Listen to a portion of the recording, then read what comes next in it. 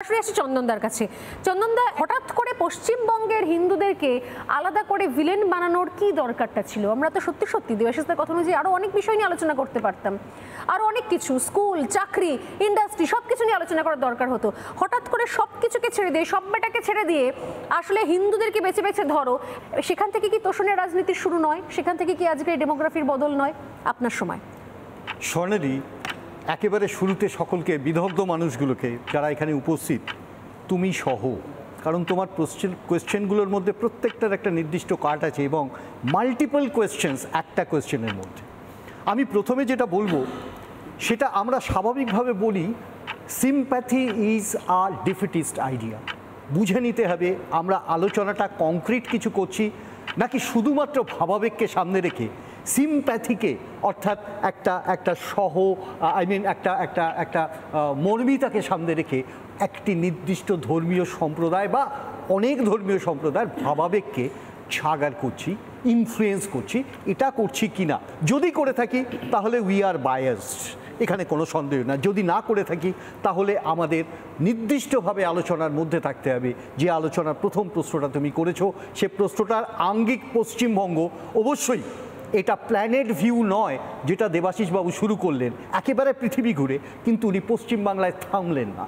আমি আরও বেশি প্রায়োরিটি করব যেটা জিষ্ণুবাবু বললেন, অ্যাবসলিউটলি রাইট, উনি যে ফিগারেশনসগুলো করলেন, কিন্তু ওনার ফিগারেশনসের মধ্যে একটা জায়গা বিশেষভাবে রয়ে গেছে, সেটা বাংলাদেশ এবং পশ্চিমবঙ্গকে কম্বাইন করা। আমাদের মূল উদ্দেশ্যটা হচ্ছে পশ্চিমবাংলার বর্তমান পরিস্থিতিতে তুমি যদি বলো যে হিন্দু ভাবাবেগকে বিশেষভাবে আঘাত করে বা প্রতিহত করে অন্য কোনো সম্প্রদায় বা অন্য কোনো ধর্মীয় সম্প্রদায়কে আরও বেশি অ্যাগ্রেসিভলি ফুটেজ দেওয়া হচ্ছে কিনা, আমি বলবো তারও আগে এটা ভাবতে হবে, এই ফুটেজ যদি, এই প্রশ্নটা যদি এখানে আজকের এই আলোচনায় থাকে, তাহলে এর জন্য দায়ী কে এবং কারা। 2021-এর নির্বাচনকে একবার মাথায় রেখো। তুমি যাকে প্রশ্ন করলে তাকে প্রশ্ন করার কোনো জায়গাই তোমার নেই, তার উত্তর দেওয়ার যোগ্যতাই নেই, সে শূন্য পশ্চিমবাংলার বিধানসভায়। তথাপি এটা তোমাদের গরিমা আমাদের ডেকে এখানে একটা অন্তত অ্যানালাইটিক্যাল পারভিউ তৈরি করবার চেষ্টা তোমরা করো। ধন্যবাদ তোমাদের। 2021-এর নির্বাচনের কথা মনে আছে? এলাকায় এলাকায় প্রধানমন্ত্রী ঘুরেছিলেন। আমি কেন বলছি এর পিছনে সিগনিফিকেন্স আছে। প্রধানমন্ত্রী এবং স্বরাষ্ট্রমন্ত্রী ঘুরেছিলেন, মনে হয়েছিল আমাদের ব্লকে ব্লকের যেসব নেতারা যেভাবে মিটিং করেন সেই স্টাইলে, কিন্তু ঘটনাচক্রে কি এসে দাঁড়ালো একটা অদ্ভুত মেরুকরণ। আজকে কমিউনিজমকে নিয়ে একটা ব্যাপক আলোচনা হচ্ছে। কংগ্রেস সিগনিফিকেন্স, আমি এখনও বলি কংগ্রেসকে নিয়ে আলোচনা আছে, থাকবে, করতে হবে, কিন্তু কমিউনিস্টকে নিয়ে যে প্রশ্নটা উনি তুললেন, যে আলোচনা হবে, সেই আলোচনাতে তারাও শূন্য, কংগ্রেসও শূন্য। মেরুকরণের একটা অদ্ভুত জায়গা তৈরি হয়ে গেল, যে জায়গাটার সাথে আজকের এই ভূমিকাতে দাঁড়িয়ে তুমি যদি সম্পৃক্ত করো, তুমি দেখতে পাবে আইডিয়া অফ পলিটিক্সটা পশ্চিমবাংলায় কোথায়। এবং নির্বাচনের ঠিক আগে অর্থাৎ এখনো 1 বছর হয়তো আছে নির্বাচনে, তার আগে এই সাবজেক্টিভ পোলারাইজেশন আমরা যাকে বলি, একেবারে সংহত একটা মেরুকরণ, তার প্রচেষ্টা কোথায়? গলা কাপালে হবে না, সংখ্যাতত্ত্ব দিতে হবে। 2001 সেন্সাস হয়েছে, অটল বিহারী বাজপেয়ীজি তখন প্রধানমন্ত্রী। 2011 সেন্সাস হয়েছে, প্রধানমন্ত্রী ডক্টর মনমোহন সিং। দুটো আলাদা সরকার, সেন্সাস হয়েছে। 2011-র পরে 2021-এ সেন্সাস হওয়ার কথা ছিল, হয়নি। এটা রাজ্যের নয়, এটা কেন্দ্রের, হয়নি। আজকে 2026-এ প্রজেক্টেড, সেটাও নির্বাচনের পরে। তার কারণ মেরু খেলার একটা আঙ্গিক তৈরি করা যাবে। আমি তোমাকে আবারও বলি, বৈদিক যুগের যে ডেমোগ্রাফি, আজকের ডেমোগ্রাফিকে তুমি কনসেন্ট্রেট করতে পারবে না। পৃথিবী জুড়ে ঘটনা ঘটে, সভ্যতার বিবর্তন ঘটে, ডেমোগ্রাফি, কালচার এর বিবর্তন ঘটেছে এখানেও। কিন্তু একটা অদ্ভুত ব্যাপার, 15 বছর ধরে যে সেন্সাসটা হয়নি, তাকে আইডিয়া করে নিয়ে এর সংখ্যা এত হতে পারে, ওর সংখ্যা এত হতে পারে। ভাই, কেন্দ্রীয় সরকার কেন সেন্সাস রিপোর্ট তৈরি করছেন না, কেন দিতে পাচ্ছেন না? Where is the failure? যদি ফেলিওরটাকে সামনে রাখতে না পারেন, আবারও বলছি, কিছু সেন্সিটিভ স্টেট আছে, যে স্টেটের মধ্যে একটা হচ্ছে পশ্চিমবঙ্গ, আরেকটি হচ্ছে আসাম। আমরা খুব ভালো করে জানি সেই সব রাজ্যের নির্দিষ্ট ক্ল্যারিফাইড রাজনীতি করা এদের পক্ষে সম্ভব। হিন্দু মুসলিম মেরুকরণের রাজনীতি এই মুহূর্তে জিষ্ণুদারা যেভাবে করবেন, ঠিক উল্টো দিকে এই হিন্দু তোষণ বিরোধিতা, অর্থাৎ তুমি জানো এই কোন ভোটকে কনসেন্ট্রেট করে, আমি বলি এটা ঘটেছে, অস্বীকার আমি একবারের জন্য করছি না।